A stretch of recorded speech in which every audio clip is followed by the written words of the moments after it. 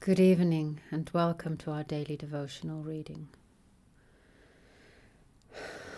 A special welcome to the members of our make-believe monastery, those subscribed and or commenting. For those just dropping in, you are most welcome to join us in exploring Plato in our search for truth.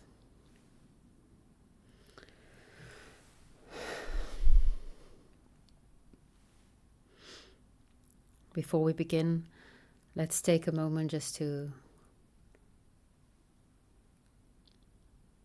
breathe.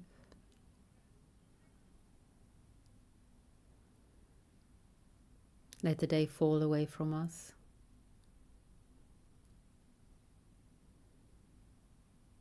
What was beautiful and good, and what wasn't, just let it fall. Try to be here now.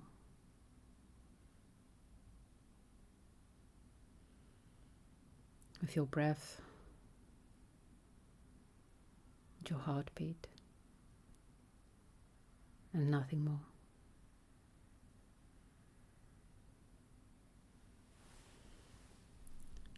And listen to Plato.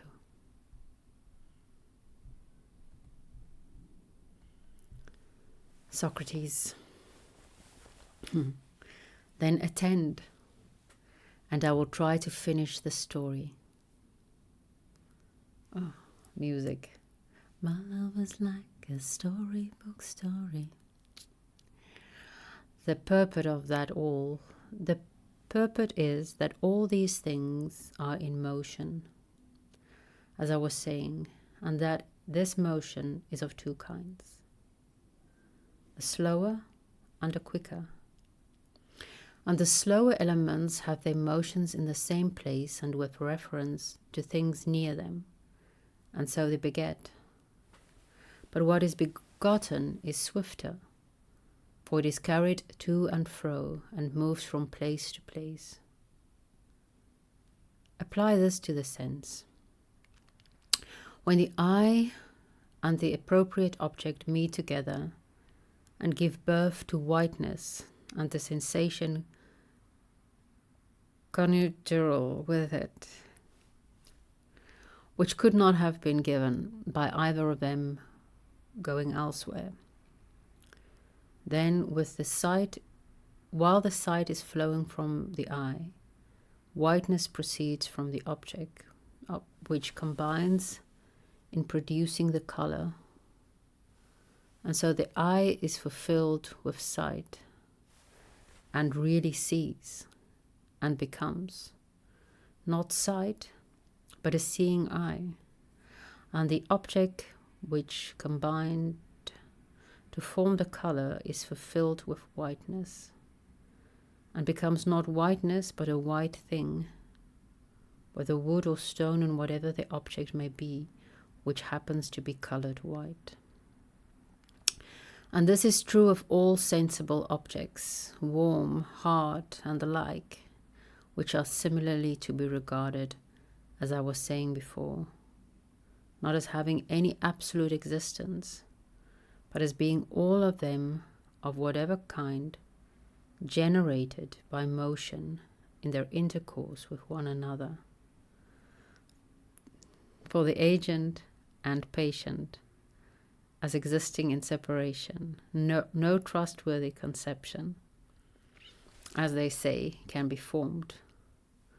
For the agent has no existence until united with the patient, and the patient has no existence until united with the agent.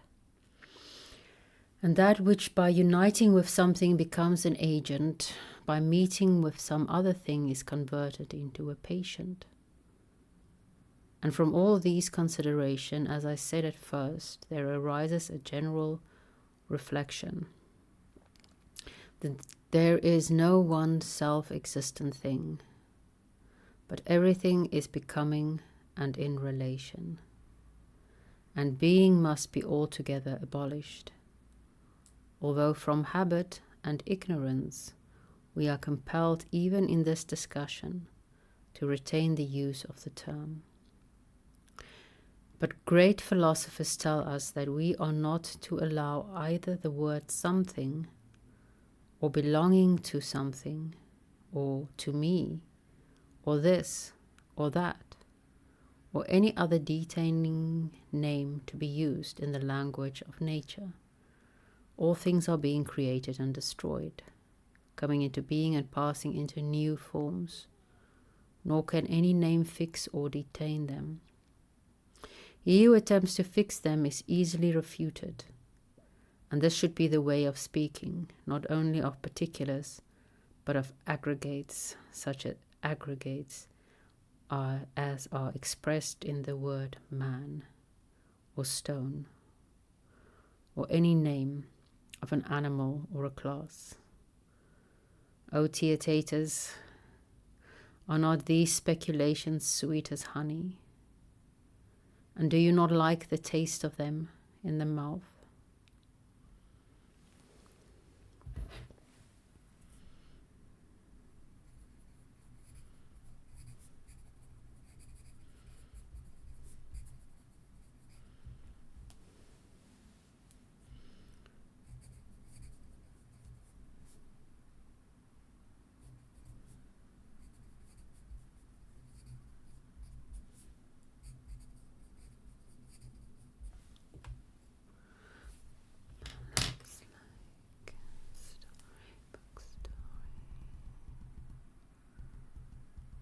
Theaetetus. I do not know what to say, Socrates, for indeed I cannot make out whether you are giving your own opinion or only wanting to draw me out. Same, Theaetetus, same, said Lazelle. Socrates. You forget, my friend, that I neither know nor profess to know anything of these matters. You are the person who is in labor. I am the barren midwife, and this is why I soothe you and offer you one good thing after another, that you may taste them, and I hope that I may at last help to bring your own opinion into the light of day. When this has been accomplished, then we will determine whether what you have brought forth is only a wind egg or a real and genuine birth. Therefore keep up your spirits and answer like a man what you think. Theaetetus. Ask me. Socrates. Then once more, is it your opinion that nothing is but what becomes? The good and the noble, as well as all the other things which we were just now mentioning. When I hear you discoursing in this style, I think that there is a great deal in what you say, and I am very ready to assent. Me too, Theaetetus, me too, said Lazelle. Socrates. Let us not leave the argument unfinished then, for there still remains to be considered an objection which may be raised about dreams and diseases, in particular about madness, and the various illusions of hearing and sight, or of other senses. For you know that in all these cases the esse percipi theory appears to be unmistakably refuted, esse being and perceiving. Since in dreams and illusions we certainly have false perceptions, and far from saying that everything is which appears, we should rather say that nothing is which appears. Theaetetus. Very true, Socrates. Socrates. But then, my boy, how can anyone contend that knowledge is perception, or that to every man what appears is? Theaetetus. I'm afraid to say, Socrates, that I have nothing to answer, because you rebuked me just now for making this excuse. But I certainly cannot undertake to argue that madmen or dreamers think truly, when they imagine, some of them that they are gods, and others that they can fly, and are flying in their sleep. Socrates, do you see another question which can be raised about these phenomena, notably about dreaming and waking? What question? A question which I think that you must often have heard persons ask. How can you determine whether at this moment we are sleeping and all our thoughts are a dream, or whether we are awake and talking to one another in a waking state?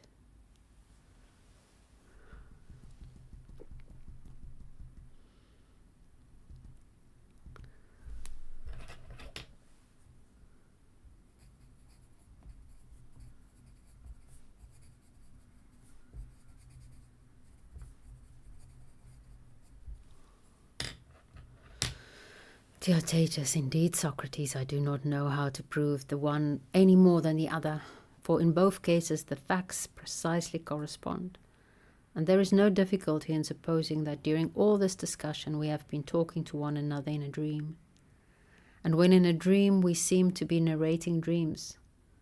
The resemblance of the two states is quite astonishing. You see, then, that a doubt about the reality of senses is easily raised, since there may even be a doubt whether we are awake or in a dream. And as our time is equally divided between sleeping and waking,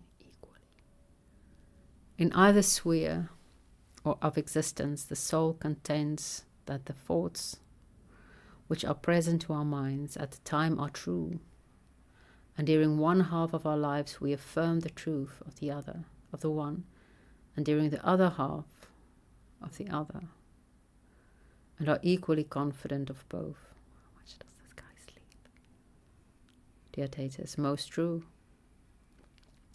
Socrates, and may not the same be said of madness and other disorders? The difference is only that the times are not equal. Certainly. And is truth or falsehood to be determined by duration of time?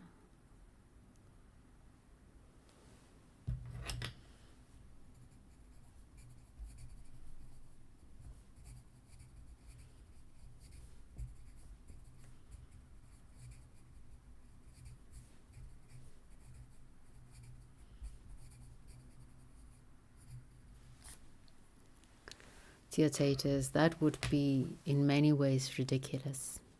Socrates, but can you certainly determine by any other means which of these opinions is true?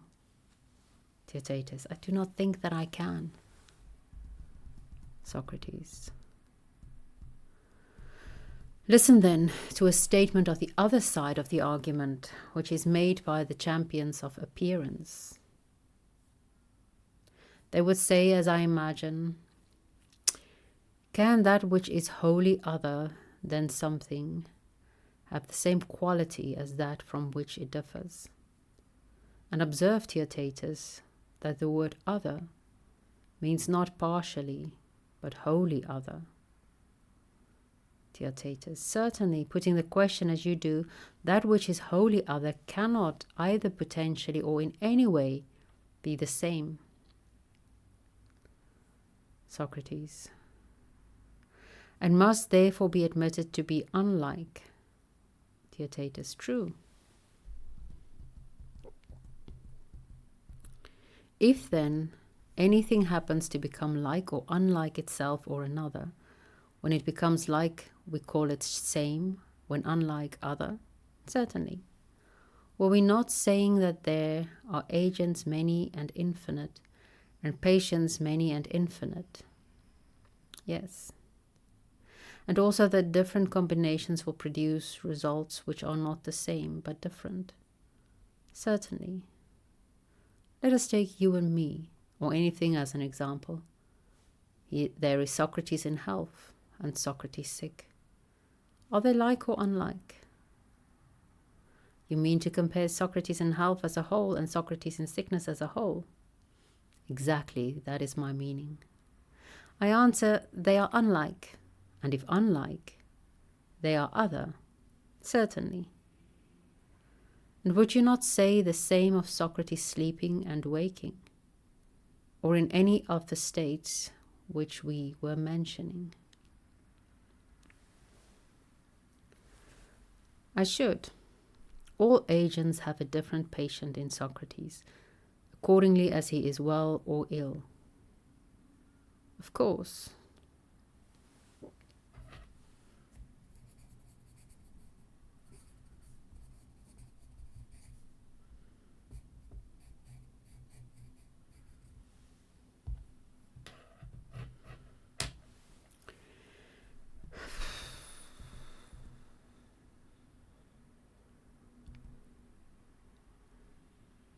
And I, who am the patient, and that which is the agent, will produce something different in each of the two cases. Certainly. The wine which I drink when I am in health appears sweet and pleasant to me. True. For as has been already acknowledged, the patient and the agent meet together and produce sweetness and a perception of sweetness, which are in simultaneous motion, and the perception which comes from the patient makes the tongue percipient, and the quality of sweetness which arises out of and is moving about the wine makes the wine both to be and to appear sweet to the healthy tongue. Certainly. That has been already acknowledged. But when I am sick, the wine really acts upon another and a different person. Yes. The combination of the draught of wine and the Socrates who is sick produces quite another result, which is the sensation of bitterness in the tongue, and the motion and creation of bitterness in and about the wine, which becomes not bitterness but something better. As I myself become not perception, but percipient. True. Thus far our scripture of the evening. I must say, the first words of Socrates was very sweet, tasted very sweet in my mouth. I believe I am of this becoming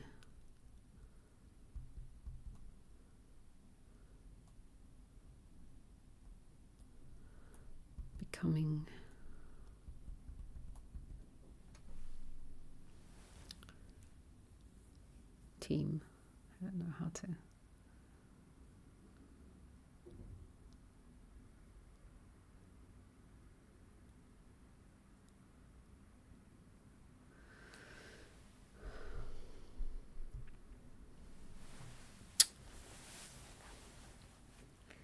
Sweet and tempting as honey.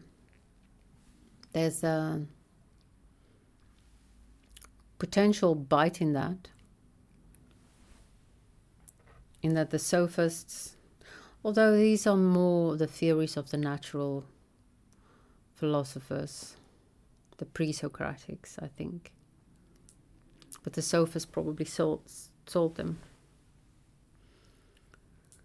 that their theories are tempting and sweet as honey, and people tend to simply eat it without really chewing it over.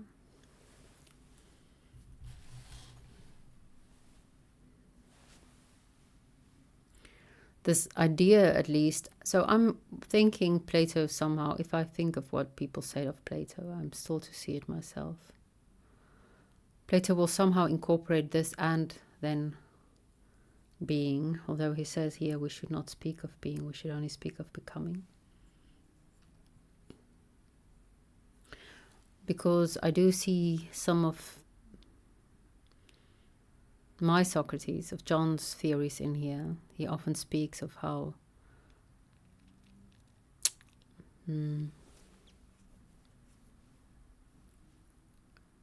what is not out there for us to discover, nor is it in us to project, like the Romantics would say. But it is between us and the world, between what is in us and what is out there. That is what is. Something like that. I may be mispresenting him.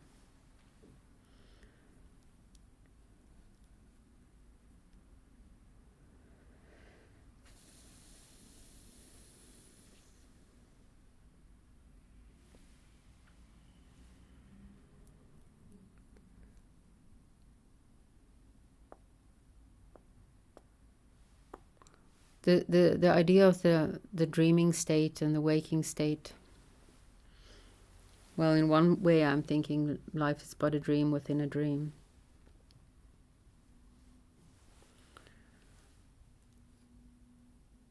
And I almost see mystical visions.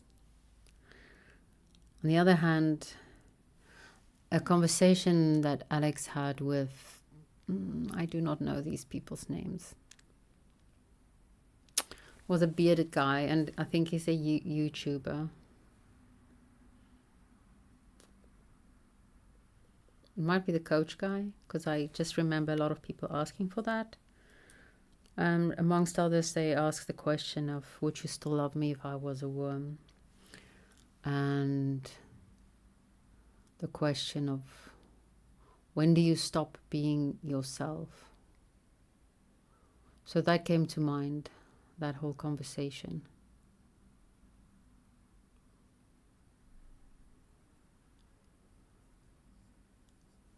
So we're asking the same questions, basically. Is Socrates sick the same as Socrates well? And is that which is between him and the wine he drinks the same when he drinks it well or when he drinks it ill? The experience is definitely different.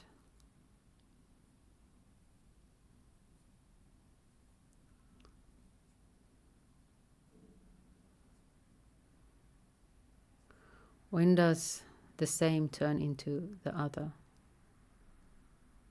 Does it ever turn into the other? Or is it always constantly turning into the other?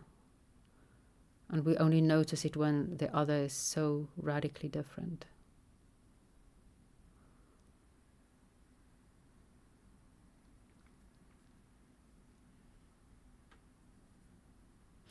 I was sick recently, and there's nothing quite like the first day of being healthy again and noticing that you can breathe through your nose. It's a lovely, lovely gift to have and to celebrate. And was it one version of me that was sick and another that was healthy?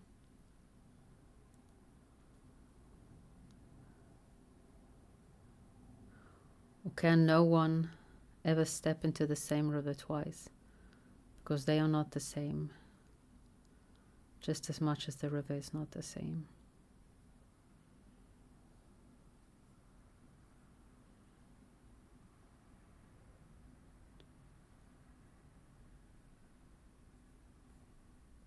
Is there something that remains the same?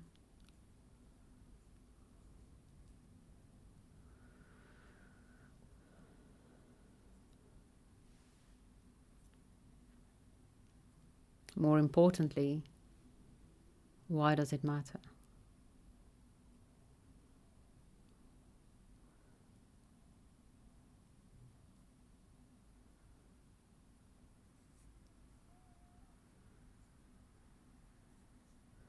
Why does it matter if we're in a state of becoming or being? Will we live differently? We will definitely know differently.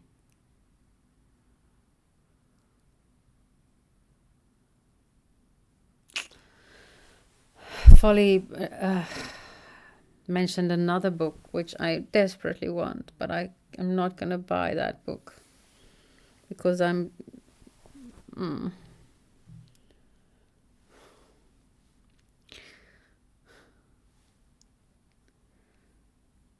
about pragmatism.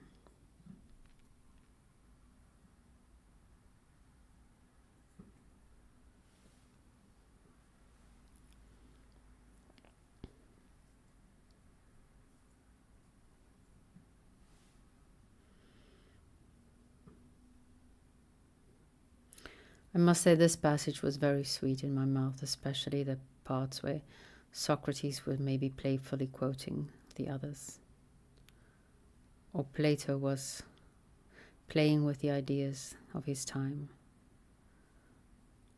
through the mouth of Socrates.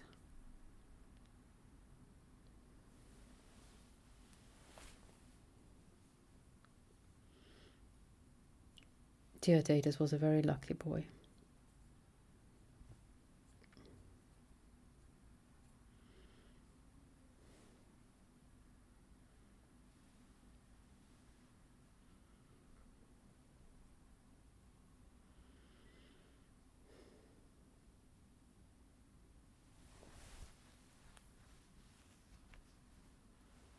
I have no more comments on the text. The only thing that's in my mind is a message to Sarah. Apparently, Sarah, darling, people want to experiment with psychedelics at the monastery. So that is another field, another place where I'm going to need your expertise, love. We'll make a good team.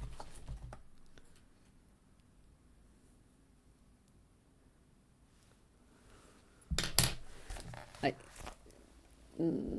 tried that again today. That's the nice thing of having 2 hour things to listen to. Then the first hour I can do beauty treatments, and the second hour I can practice my drawing.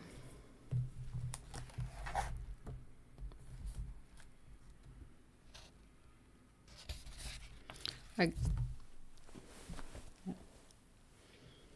got a picture of Folly that might be easier. I'll do him whenever he posts something new. Of just him talking, not him interviewing someone.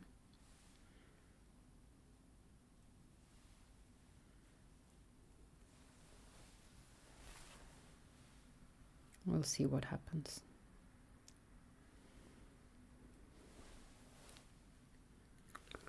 May the spirit of Sophia be with you.